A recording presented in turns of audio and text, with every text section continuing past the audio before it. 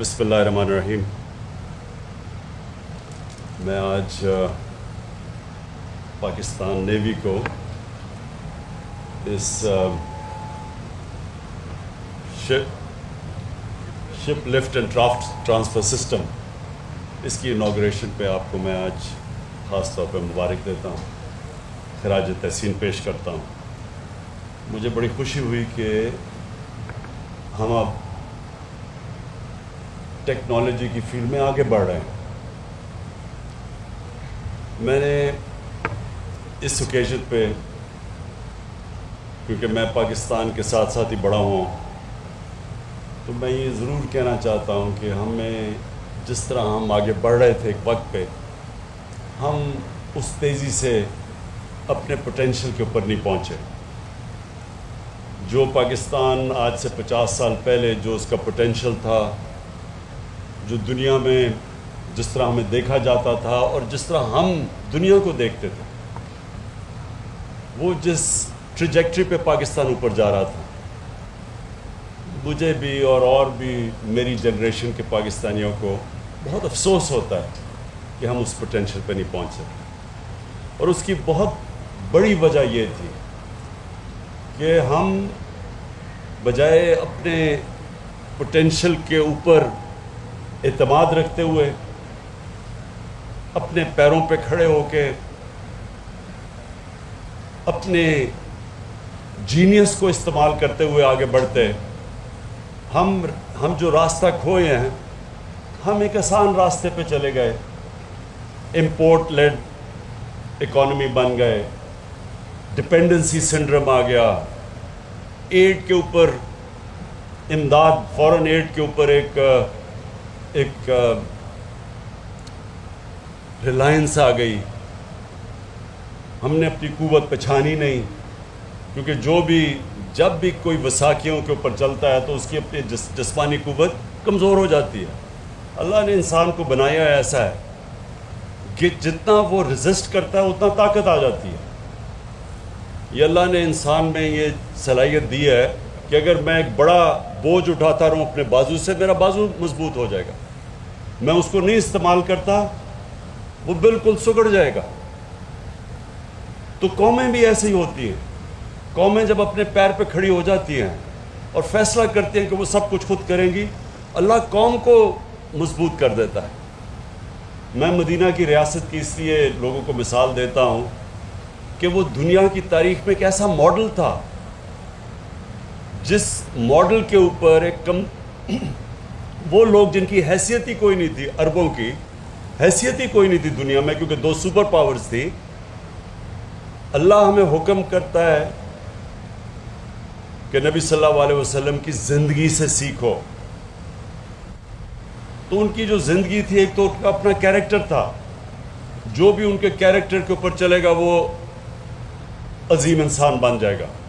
اور جو انہوں نے ریاست قائم کی مدینہ کی، وہ بھی ان کی سنت تھی. تو جو ریاست ان پرنسپلز پہ چلے گی، وہ ریاست ایک عظیم بن جائے گی. تو وہ ریاست نے ہر مشکل وقت گزارا شروع میں.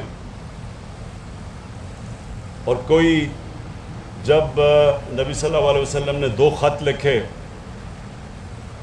ایک بیزنٹائن ایمپرر سیزر کو اور دوسرا پرشین ایمپرر کو، 6028 اور 6029 میں، تو انہوں نے امداد نہیں مانگی ان سے. انہوں نے یہ نہیں کہا کہ ہمارے حالات بہت برے ہیں، ہمیں قرضے دے دو. انہوں نے اناؤنس کیا کہ میں اللہ کا پیغام لے کے آ رہا ہوں دنیا میں، حق کا، رائے حق، چلو گے تو آپ کا فائدہ ہے. اور ایک خوددار قوم کھڑی کی. اور پھر دنیا کی تاریخ، یہ ہیومن ہسٹری میں صرف ایک ہی پیغمبر کا، جس دن وہ پیدا ہوئے، جس دن دنیا سے گئے، صرف ایک پیغمبر کا سارا دنیا کی تاریخ میں پورا ریکارڈ ہے. اور وہ بھی ریکارڈ ہے کہ وہ دیکھتے دیکھتے وہ قوم، اس نے دنیا کی امامت کی.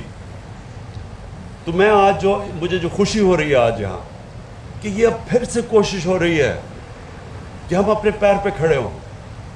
یہ صرف یہ نہیں کہ آپ نے اس ٹیکنالوجی کا استعمال کیا اور اب 12 شپس کو ہم کر سکیں گے اور 7,400 ٹن کی شپ کو شپ لفٹ کر سکیں گے. یہ ایک پروگریس ہے. ایک ٹیکنالوجی کا استعمال کر کے اپنا ملک کا پیسہ بچانا ہے. جو آپ نے کہا کہ یہی چیزیں اب باہر باہر جانا پڑتا ہوگا آپ کو, تو وہ جو پاکستان میں کریں گے, ہمارا فورن ایکسچینج, ہمارے ڈالرز بچیں گے. اور پھر انشاءاللہ آپ یہ سروسز اوروں کو بھی دیں گے. یہ جیسے جیسے ڈیولپ ہوگا اوروں کو بھی سروسز دیں گے, اس سے بھی ہم پیسے فورن ایکسچینج کمائیں گے. اس وقت پاکستان کا چیلنج کیا ہے؟ پاکستان ایک تو صحیح راستے پہ لگ گیا. اللہ کا کرم ہے کہ ہمارا جو اتنا بڑا خسارہ تھا کرنٹ اکاؤنٹ, جس کا مطلب کہ ڈالرز جو پاکستان میں آ رہے تھے وہ کم تھے اور جو ہمارے ملک سے باہر جا رہے تھے وہ زیادہ تھے, ریکارڈ خسارہ تھا. تو وہ تو کم سے کم پہنچ گیا. لیکن آگے چیلنج یہ ہے کہ جیسے جیسے ہماری اکانومی اب تیزی سے آگے بڑھ رہی ہے تو وہ پریشر پڑنا شروع ہو گیا ہمارے کرنٹ اکاؤنٹ پہ. یعنی ڈالر ملک سے زیادہ باہر جا رہے ہیں بنسبت جو ملک کے اندر آ رہے ہیں. تو یہ جو آپ کا آج آپ نے جو کیا, اور انشاءاللہ یہ سروسز آپ بیچیں گے آگے, تو انشاءاللہ اس سے بھی ہم ڈالرز کمائیں گے. اور ہم نے اب ہر وہ چیز کرنی ہے جو اپنی ایکسپورٹس کو ہم نے پروموٹ کرنا ہے, اوورسیز پاکستانیز کو انکریج کرنا ہے کہ وہ ریمیٹنسز بینکنگ چینل سے بھیجیں, پیسہ بھیجیں, جیسے ڈالرز پاکستان میں آئیں. فورن انویسٹمنٹ کو اٹریکٹ کرنا ہے ہم نے, تاکہ ملک میں باہر سے انویسٹمنٹ ہو اور پیسہ باہر سے آئے اندر. اور پھر منی لانڈرنگ روکنی ہے, جو ہم پوری کوشش کر رہے ہیں. اب منی لانڈرنگ روکنے کا مطلب کہ اس ملک سے ڈالرز غیر قانونی طور پہ ملک سے باہر نہ جائیں, جس کو منی لانڈرنگ کہتے ہیں. اور جو ہمارا ہی نہیں, عام ڈیولپنگ ورلڈ کا سب سے بڑا مسئلہ یہ ہے کہ وہاں بھی ان کے کرپٹ صاحب اقتدار ملک سے پیسہ چوری کر کے باہر بھیج دیتے ہیں. یہ ہمارا بھی نہیں ہے, ساری دنیا جو غریب ملکوں کا مسئلہ ہے, وہ روکیں. اور پھر امپورٹ سبسٹیوشن کریں, جو چیزیں ہم امپورٹ کرتے ہیں وہ پاکستان میں پروڈیوس کریں. تو یہ ہمارا ڈائریکشن ہے اس ملک کا, اور انشاءاللہ اس کے اوپر ہم نکل چلے ہیں. اور آج جو مجھے سب سے زیادہ خوشی ہو رہی ہے,